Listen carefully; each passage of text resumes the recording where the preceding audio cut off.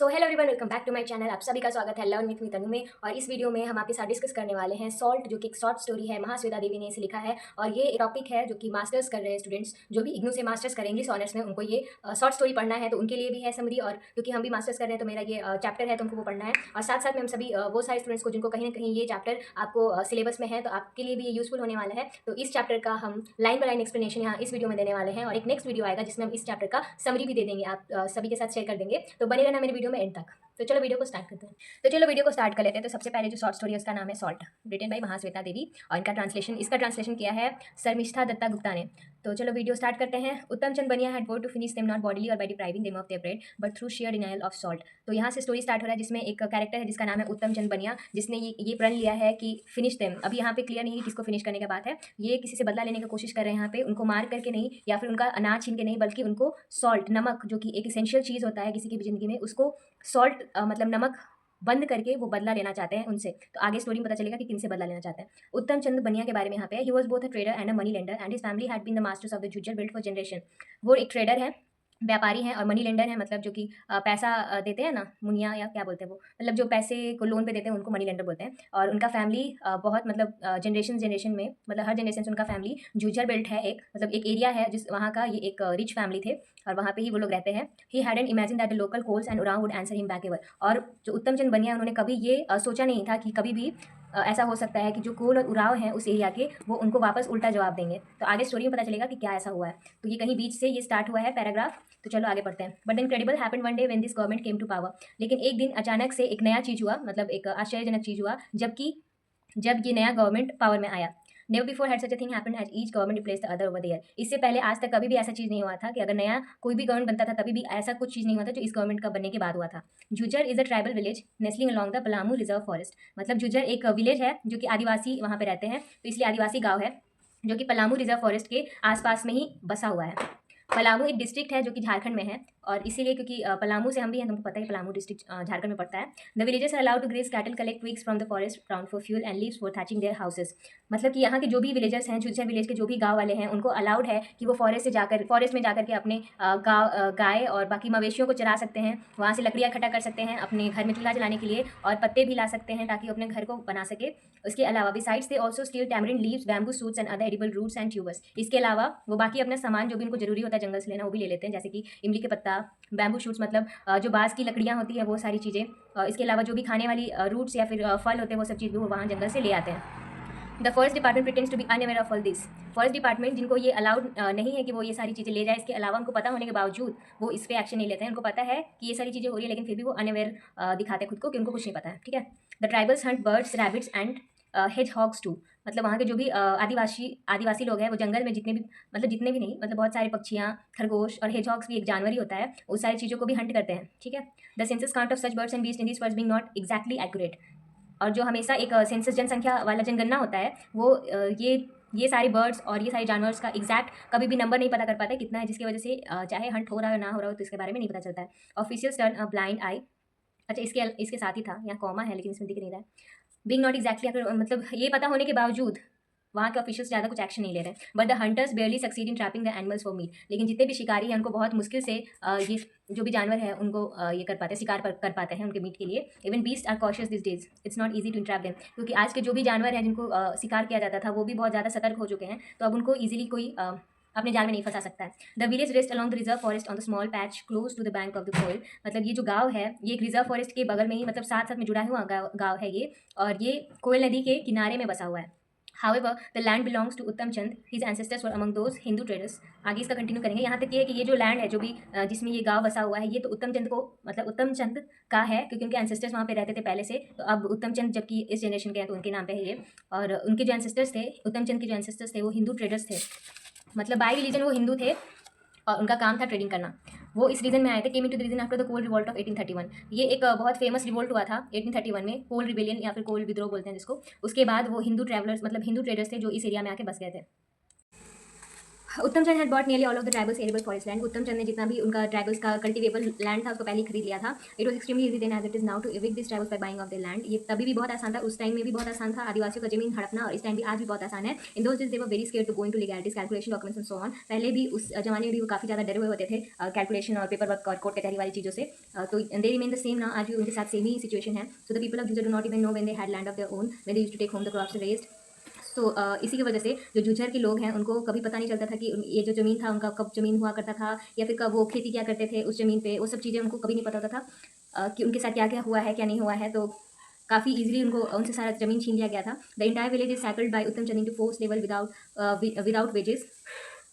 जो पूरा गांव था झूझर वाला गांव, झूझर गांव, वो पूरे गांव को उत्तम चंद ने फोर्स लेबर करवा दिया था। फोर्स लेबर मतलब मजदूरी करवाता था बिना इच्छा का उन सभी का, मतलब जैसा वो चाहता था वैसा काम करवाता था, जितने टाइम तक चाहता था उतने टाइम तक कराता था, उनको पैसे भी नहीं देता था। For generation year after year, they walked 12 miles to उत्तम चंद्स विलेज तहार to repay the unwritten debts of their forefathers। तो क्योंकि उनको कुछ पेपर वर्क का कुछ पता होता ही नहीं था, उनका खुद का जमीन को उनसे छीन लिया गया था और ये सारी चीज़ें उनको नहीं पता था। और उसके बावजूद काफ़ी जनरेशन तक जितने भी लोग थे, आने वाली पीढ़ियाँ भी, वो हर साल जा करके हमेशा जा करके 12 माइल्स वो पैदल चलते थे, 12 मील पैदल चल करके उत्तम चंद का जो गाँव है तहार गाँव, वहाँ जा करके वो जो अपने पूर्वजों का जो बचा क्या बोलते हैं डेब्ट को, बचा हुआ पैसा, मतलब लोन या फिर जो कर्ज जो बचा होता था उसको वो चुकाते थे। और ये जो कभी ना खत्म होने वाली चीज़ था वही होता था उनके साथ, तो हमेशा वो चुकाते रहते थे और ये कभी लिखा हुआ था ही नहीं कि कब खत्म होगा कब नहीं खत्म होगा, तो ये हमेशा चलते रहता था। वो just a few morsels a day and a meagre share of the harvest they till his land without pay. बस अपना गुजारा करने के लिए, तुमको खाने के लिए कुछ मिल जाए, तो वो हमेशा उसके उत्तम चंद की ज़मीन पे खेती करते थे ताकि उनको खुद का खाने के लिए कुछ मिल जाए, बस यही चीज़ था। और उनको उसके लिए कभी पैसा नहीं मिलता था कि वो जो काम करे उसके लिए कभी पैसा नहीं मिलता था। Their share of crop too is added to their debts.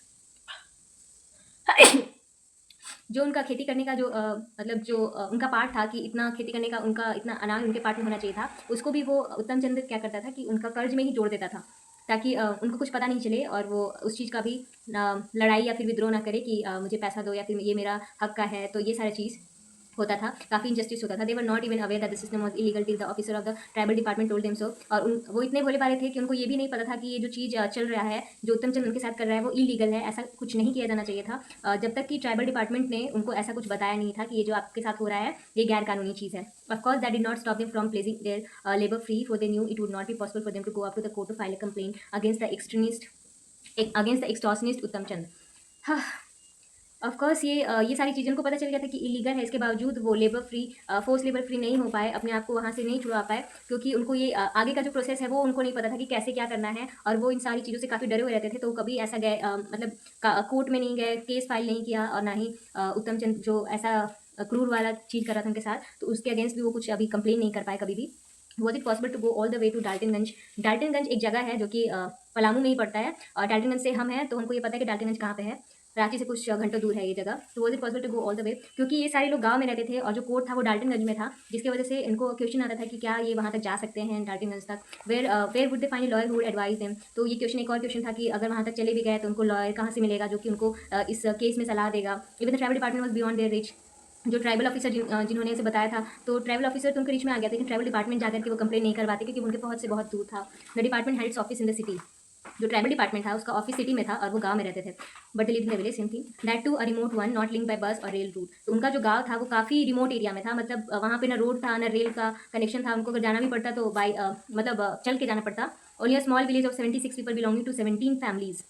उनका जो गांव था एक छोटा सा गांव था जिसमें कि 76 पीपल रहते थे, जो कि 17 फैमिली में 17 फैमिली में डिवाइडेड था, 17 फैमिली में 76 पीपल रहते थे। The government did even know of the existence till the third general election after independence. जो वहाँ की सरकार है उनको खुद ही उनके बारे में नहीं पता था जब तक कि वहाँ पे थर्ड जनरल इलेक्शन नहीं हुआ इंडिपेंडेंस के बाद, तब तक गवर्नमेंट को उनके बारे में नहीं पता था कि ऐसा कोई गाँव भी है या ऐसा लोग है जो इस जगह पे रहते हैं। They began casting votes from the fourth elections. तो election days were good. They began casting votes from the fourth election days were good times. तो जो यहाँ के लोग थे वो फोर्थ इलेक्शन के बाद यहाँ वोटिंग उन्होंने स्टार्ट किया था करना, और इलेक्शन डेज उनके लिए काफ़ी अच्छा हुआ करता था। Uttam Chand offered why walk all the way from the forest, yes duty for each of you my brother and sister, I am here to cast the votes for you. जो उत्तम चंद होता था ना वो क्या यहाँ भी चालाकी करता था कि क्यों इतना दूर जाओगे पैदल चल करके जंगल से तुम शहर तक, ये लो 1-1 रुपया लो सब लोग मेरे भाइयों बहनों, और तुम्हारी जगह पे हम जा करके वोट दे देंगे। ये ऐसा अपना चालाकी करता था। सच was the system since the fourth general election, things change only in 1977। मतलब यही सिस्टम चले आता था जब तक कि फोर्थ जनरल इलेक्शन नहीं हुआ था तब तक। 1977 में 1977 में जाकर के चीज़ें ठीक हुई। The nearest primary school teacher बाल किशन सिंह बिगैन विजिटिंग झुज्जर। जो प्राइमरी स्कूल टीचर थे बाल किशन सिंह, वो झुज्जर गाँव विजिट करना स्टार्ट कर दिए। He persuaded them to send 3 of the boys from that village to school. ये जो बाल किशन सिंह हैं, उन्होंने गांव वालों को मनाया कि आप जा करके, मतलब आप अपने गांव के कम से कम 3 लड़कों को स्कूल जाने के लिए स्कूल भेजिए। It was he who explain how important the 6 elections were. इन्होंने उन गाँव वालों को बताया कि जो आने वाले इलेक्शन है वो बहुत इंपॉर्टेंट है, that is should cast their own votes. और उन सभी को खुद अपना वोट कास्ट करना चाहिए और उसकी बातों में नहीं आना चाहिए जो बोल रहा है कि उनके भी यहाँ पे वो वोट कास्ट कर देगा। द मनी फेस्ट पर हेड बाल Kishan arrange much more investment for the village. तो क्योंकि सभी को जाने में काफ़ी ज़्यादा पैसा खर्च होता है, तो बाल किशन ने ही खुद इन्वेस्टमेंट किया विलेज के लिए ताकि वो सब जाकर के वोटिंग कर पाए। Jujhar got is first well through fund from the panchayat. इसके बाद बाल किशन के जो अरेंजमेंट के बाद जाकर के झुज्जर गाँव को उनका पहला फंड मिला था पंचायत की तरफ से। Quite a big well with enough water. इस गांव में बहुत ही बड़ा सा एक कुआं बनाया गया था जिसमें काफ़ी सफिशिएंट वाटर था सभी के लिए। Until then the river was their only source of water and in the dry months it became really scarce. मतलब कि इस कुआं के बनने से पहले जो झुज्जर गांव के लोग थे वो सिर्फ नदी से पानी यूज़ करते थे और अगर कभी भी ऐसा सूखा हो जाता था तो वो पानी काफ़ी ज़्यादा वहाँ पे कमी हो जाती थी। Uttam Chand was first annoyed with the election issue. जो उत्तम चंद था उसके लिए पहले तो सिचुएशन काफ़ी अच्छा था, लेकिन जब से इलेक्शन होने लग गया था तो तब से ये काफ़ी ज़्यादा ये चिढ़ गया था ये सारी चीज़ों से लेकर के कि अगर ये लोग वोटिंग वगैरह करने लगेंगे तो उसका जो ऐश्वर्य का जिंदगी वो खतरे में आ जाएगा। The new ministry came to power after election के बाद एक नया मिनिस्ट्री बना। The existing officers and the existing department began playing their new roles. जो नया ऑफिसर बना, नया डिपार्टमेंट बना, तो उसके जो भी ऑफिसर्स थे वो अपना अपना रोल निभाने लग गए जो उनको मिला था। There was no metallic road except a pathway to Jujhar. पहले कोई भी एक पक्का रोड नहीं हुआ करता था वहाँ गांव तक जाने का, बस एक छोटा सा कच्चा रोड था जो कि झुज्जर में बना हुआ था। Organise youths walked all the way to the village to note the ancestral history of the dead which made them work without wages. जो भी वहाँ की जो नई पीढ़ियाँ थी, जो यूथ थी वहाँ पे उन्होंने पूरा गांव में जाकर के ये स्टार्ट करना, मतलब ये छानबीन करना स्टार्ट किया था कि उनका जो पूर्वजों का जितना भी कर्ज है वो कितना बचा है और कितना उनको कितना बचा है ताकि वो पे करके अपना ये जो काम कर रहे हैं उसके लिए उनको पैसा भी मिले। मतलब कि जो ऑर्गेनाइज यूथ थे वहाँ जाकर के अपना हिस्ट्री में जो ऑर्गेनाइज यूथ थी उन्होंने अपने पूर्वजों का कितना कर्ज है ये पता लगाने के लिए सोचा ताकि जो वो काम करे उसके लिए उनको कुछ पैसे मिले और वो कुछ आगे का सोच पाए। Purti Munda happened to be the most vocal person and personality of the village. गांव का एक निवासी था, मतलब गांव का ही एक इंसान था जो जिसका नाम था पुर्ती मुंडा। वो उस गांव का सबसे ज़्यादा बोल्ड इंसान था जो अपना आवाज़ अच्छे से उठा सकता था और ये काफ़ी इंपॉर्टेंट पर्सनालिटी था उस गांव का। He was the only man there who had been as far as Ranchi and Daltonganj and had worked as a coolie in Dhanbad. ये इकलौता उस गांव का इंसान था जो कि अपने गांव से बाहर निकल करके रांची तक गया और डाल्टनगंज तक गया और वो धनबाद में कूली का भी काम कर चुका था। As luck never smiled on him anyway he speed on the world and return to Jujhar. जब वो बाहर गया और बाहर उसको कुछ वैसा काम नहीं मिला जिसको जैसे तलाश में वो गया था, तो थक हार के वापस अपने गाँव में आ गया। He said what's the point in asking us. Uttam Chand has all the records, ask him. तो ये जो यूथ थे जो कि पूछ रहे थे गाँव में जाकर कितना बचा है, तो पुर्ती मुंडा के पास जब पहुंचते तो वो बोलता है कि हमसे पूछने से क्या होगा, उत्तम चंद के पास रिकॉर्ड है तो उसी से पूछो कि कितना है कितना नहीं है। Do you know that force labour is against the law. तो पुर्ती मुंडा ने ही उनको बताया था कि फोर्स लेबर जो मजदूरी करवाया जा रहा है तो वो अगेंस्ट द लॉ, मतलब इलीगल चीज़ें हैं। ये सब चीज़ आप लोगों को पता है या नहीं। तो there is not much use knowing that he want lane is money otherwise. तो वो गाँव वाले उसको जवाब में बोलते हैं कि इसको जानने के बाद भी क्या फ़ायदा, इसके बावजूद थोड़ी ना हम लोग को पैसा देने वाला अपने काम का। He will be serve right this time, you see to that. तो पुर्ती मुंडा जवाब में बोलता है कि इस बार देखना हम कैसे उसको बताते हैं अच्छे से, इस चीज़ को देखना। Why you come along. तो फिर उसको बोलते हैं कि तुम साथ में क्यों नहीं आते हम लोग को। All right, the boys threaten Uttam Chand in front of Purti Munda, no travel of this region will work without pay from this year. तो जो लड़के थे जो ऑर्गेनाइज यूथ जिनके बारे में वही है यहाँ पे बॉयज, तो उन्होंने जाकर के उत्तम चंद को धमकाया। पुर्ती मुंडा के साथ भी गए थे जो कि उनको बोला गया था कि आप भी चलो हमारे साथ, तो पुर्ती मुंडा भी गए थे। उनके सामने उत्तम चंद को धमकाया कि अगर इस साल से आप हम लोग को अपना काम का पैसा नहीं देंगे तो कोई भी आदिवासी आपके लिए काम नहीं करेगा। If anyone is force will see to it that the matter is sorted out in the court. अगर किसी को भी फोर्स किया गया तो हम इस चीज़ को लेकर के कोर्ट में जाएंगे। As you please Uttam Chand said so and was force to stick to his word. तो उत्तम चंद ने बोला कि जैसा तुमको ठीक लगता है वैसा करना, ठीक है। He couldn't even disallow people of Jujhar from tilling his land. इसके बाद जो ये था उत्तम चंद था वो वहाँ के गाँव वाले लोग को ये नहीं रोक पाया कि अपना खुद का जमीन वो खेती कर पाए, इस चीज़ को नहीं रख पाया, वो अपना काम कर रहे थे। तो youth said they had been tilling the land for more than 12 years now, they deserve half the share now. उसके बाद जो वहाँ के यंग गाँव वाले लोग थे, तो उन्होंने बोला कि हम 12 साल से ज़्यादा टाइम से इस ज़मीन पे खेती कर रहे हैं, अब हमें इस ज़मीन का कम से कम आधा, जो भी खेती करने के बाद जो अनाज होगा तो आधा हमारा होगा, बाकी अब आधा रख लेना। Others half is mind. तो उत्तम चंद बोलता है ठीक है, बाकी का मेरा रहेगा, बाकी का आधा मेरा रहेगा। After harvest the committee will divide the share in your presence. तो वो बोलता है कि ठीक है, जब हमारा ये खेती कंप्लीट हो जाएगा तो उसके बाद एक कमेटी होगा वो डिवाइड करेगा शेयर में, और उस टाइम सभी लोग के प्रेजेंस में ये शेयर होगा। That's all right. तो बोलता है कि ये चीज़ ठीक है ना। All of a sudden Purti Munda beg the boys lend me some money let me wet my throat before going home. तो अचानक से पुर्ती मुंडा जो लड़कों के साथ जो आया था तो उनको बोलता है कुछ पैसा दो, उनको मतलब पीना, शराब उसको पीना था, ठीक है। उसके बाद बोलता है what a day it was whose face did I first see in the morning. मतलब कितना थका देने वाला दिन था, मतलब बहुत ऐसा दिन था, मतलब कैसा, what a day it was, मतलब उसके लिए थोड़ा अच्छा नहीं गुजरा ना, जैसा एक्सपेक्टेड होता है वैसा दिन उसके लिए नहीं था। तो इसलिए वो बोलता है कि किसका चेहरा देख करके हम सुबह उठे थे।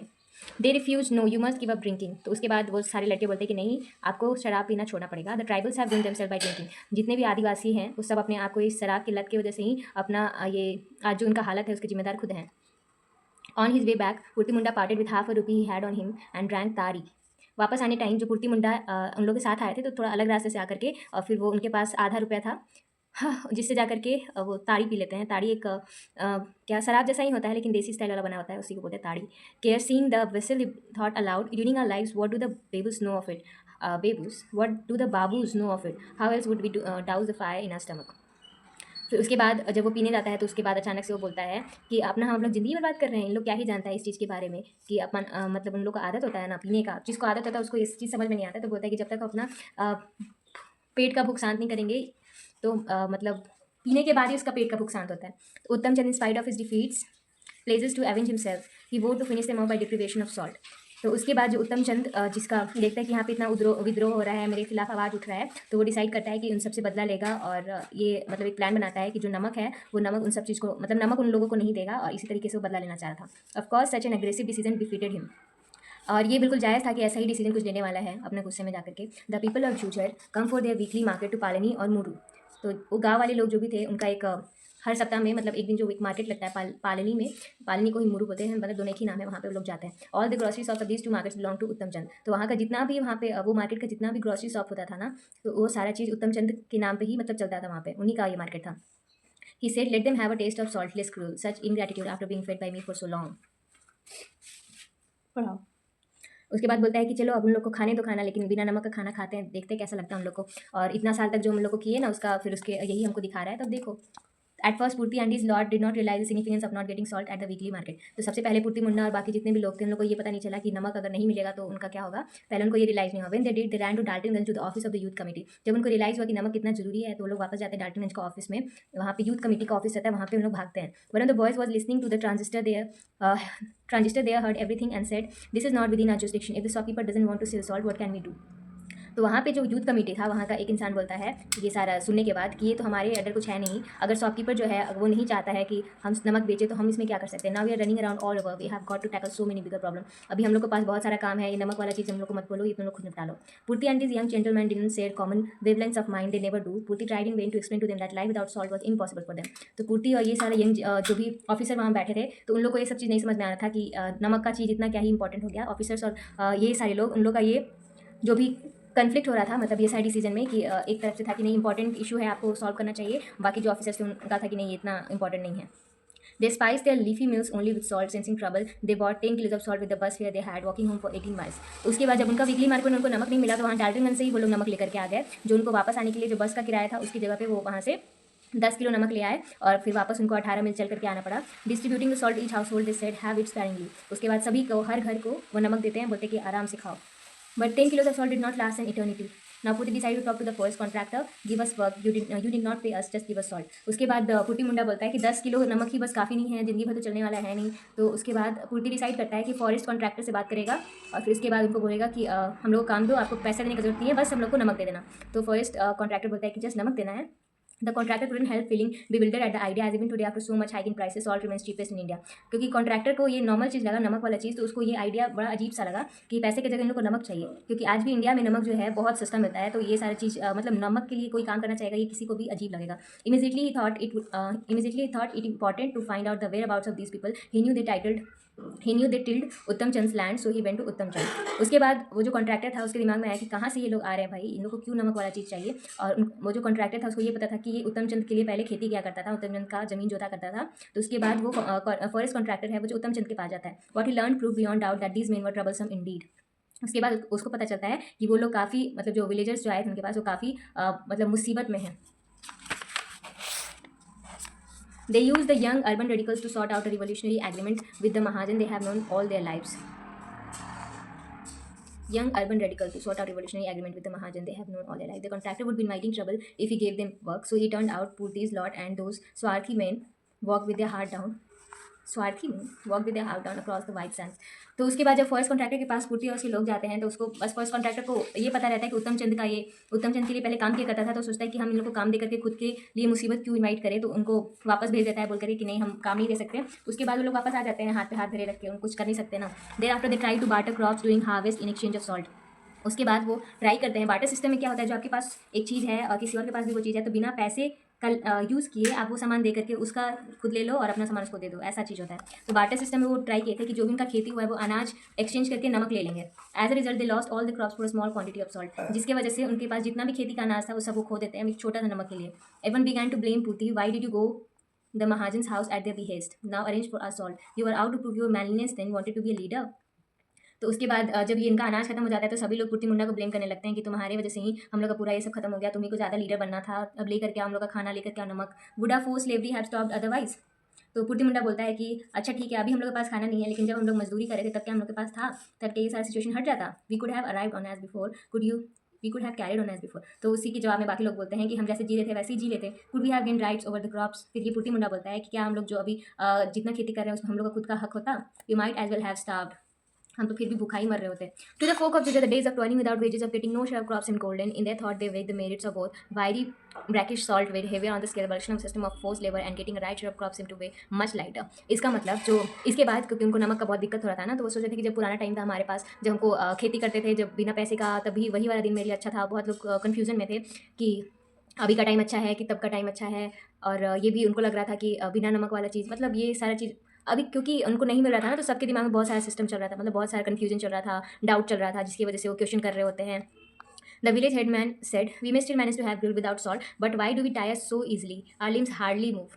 To all of them it seemed that salt was only secondary to the situation, basically it was the gods who were angry।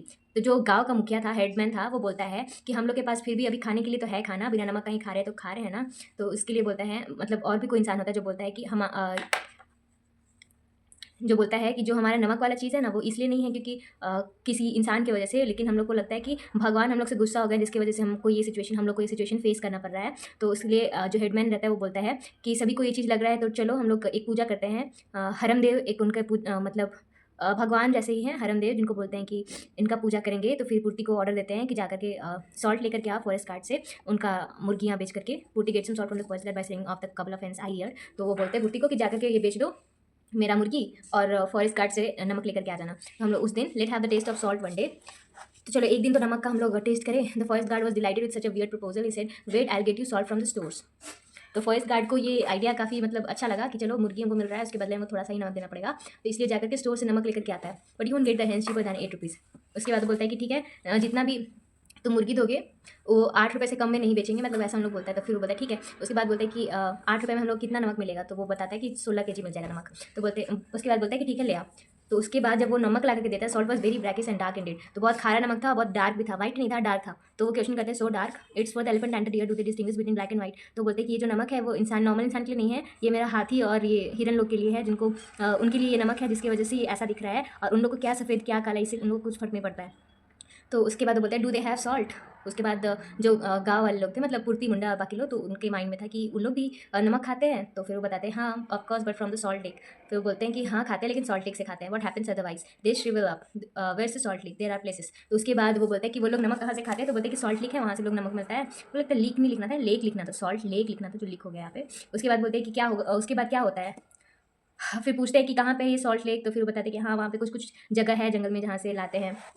He Purti kept thinking about this on his way home with the salt. Elephants and deer got it from the salt lake. The news kept him so engrossed that he didn't realize that the weight of salt on his। उसके बाद पूर्ति realise करता है कि इनको भी नमक मिलता है, कोई सॉल्ट लेक जगह है वहाँ से इन लोग को नमक मिलता है। उसके बाद ये इसको थॉट रहता है, वापस आते रहता है, यही सब सोचते रहता है,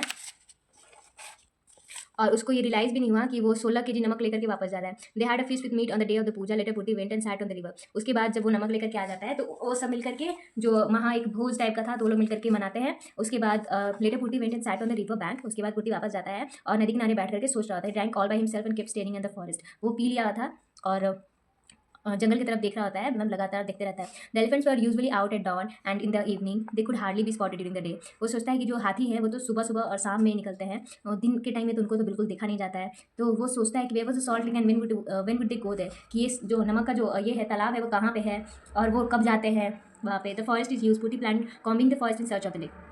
तो वो सोचता है कि जंगल तो काफ़ी बड़ा है, तो हम खुद ही पूरा जंगल का छानबीन करेंगे और पता लगा के रखेंगे कहाँ पे नमक का ये तालाब है। Shops in the weekly market were not selling them salt, the youth committee did not totally ignore the news. जो वीकली मार्केट में लगता था ना दुकान, उसमें जितना भी दुकान था वो तो उत्तम चंद का था।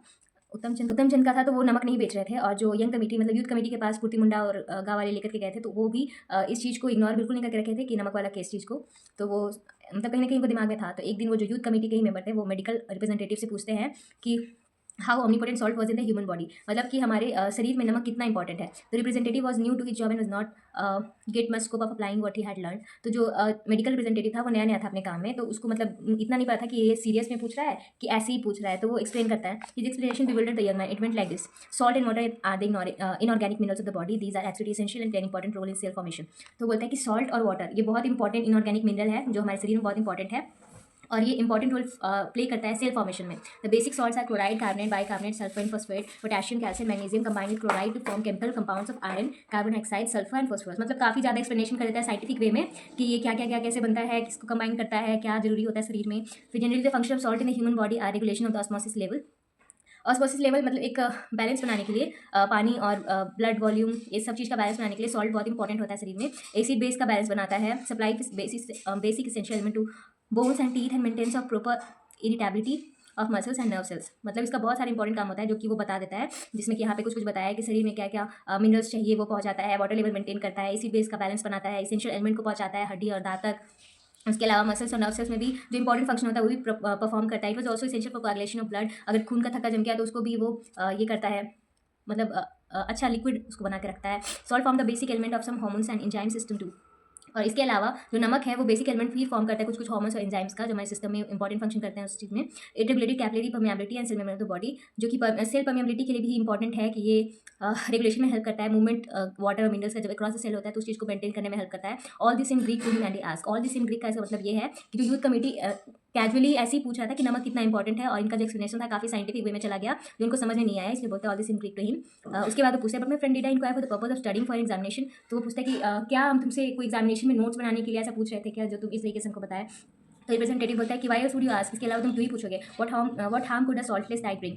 तो उसके बाद फिर एक क्वेश्चन पूछता है वो रिप्रेजेंटेटिव से कि अगर नमक नहीं रहा खाने में तो क्या नुकसान होगा शरीर को। तो फिर वो बताता है, not much with a high calorie diet, you only need a bit of salt. तो वो बताता है कि ज़्यादा नुकसान नहीं है अगर हाई कैलोरी डाइट है खाने में, तो थोड़ा सा नमक ही चाहिए उसके साथ, but they are so many who take in hardly any calories. लेकिन वो बोलते हैं आगे कि इतने सारे लोग हैं जो कि शायद ही कुछ कैलोरी लेते हो, मतलब बहुत कैलोरी तो कोई नहीं खाता है। Of course the food habits of Indians are not healthy. फिर आगे कंटिन्यू करता है कि हाँ, इंडियंस का जो फूड हैबिट्स है वो इतना भी हेल्दी नहीं है कि हाई कैलोरी इनटेक होता है उन लोग का, उसके लिए सॉल्ट जरूरी हो, but I am talking of those. He understood there was no point in tiring himself by scuffling with the shadow. इसके बाद वो जो कमेटी वाला मेंबर था उसको समझ में आ जाता है कि ये सारी चीज़ को सोच करके क्यों ही अपने आप को फालतू में थका रहा है। The tea stall of Dalton was millions of miles away from Jujhar. उसके बाद सोचता है कि जो डाल्टन में जो स्टॉल लगता है वो तो इतना भी मिलियन माइल दूर नहीं है ना वो गाँव से, कि उन लोग को नमक लेने यहाँ पे ना आ पाए। But the two places were located in two different constellation of the universe and it is common knowledge that in spite of all the songs and poems composed on the stars they are actually more fiery than a million suns. इसके बाद वो फिर सोचता है कि लेकिन जो भी है ये दोनों जगह तो है काफ़ी दूर। फिर ये थोड़ा सा यहाँ पे एक एग्जाम्पल की तरह दिया हुआ है कि जैसे कि गाने में तारा और चांद और सूरज ये सब चीज़ जिस तरीके से बता दिया जाता है, इतना भी पास में नहीं होता है तारा, ये सब ये तो हमारे सूरज से भी काफ़ी दूर होता है ये सारा चीज़। तो कॉन्स्टलेशन का यूज़ यहाँ पे ही हुआ था। कॉन्स्टलेशन जो तारा का बहुत सारा तारा मिलकर के एक फॉर्मेशन करता है कोई पिक्चर शेप का, उसको कॉन्स्टलेशन बोलते हैं। तो इसलिए यहाँ पे ये यूज़ किया गया है एक एग्जाम्पल की तरीके से कि जो झूझर और डाल्टनगंज है वो इतना दूर दूर है, अलग अलग कॉन्स्टलेशन है एक ही ब्रह्मांड में। तो यहाँ पे बस ये एग्जाम्पल दिया गया इसको बताने के लिए कि बहुत दूर है। The sky in between only keeps apart of millions of miles. The burning revolving star. Dalton bask in the warmth of timber trade, Juja burnt, scores in the privation of some unfortunate tribal banished from modern India. The attempt to explain Putti's Munda problem to the terry cloth attire, powder painted smart lad was as vain as सेरोप्ले। तो यही confusion रहता है, कुछ कुछ इनका thought रहता है कि क्या है क्या नहीं है, तो इतना यहाँ पे दिमाग लेने की जरूरत नहीं है। Who are you taking of, they survive only on grill और मरुआ और बॉइल्ड कॉर्न्स और फ्रूट मीट और फीस समटाइम्स। उसके बाद टॉकिंग ऑफ यहाँ होना चाहिए था, यहाँ एल नहीं है तभी से एल, अगर यहाँ एल होगा तो who are you talking of.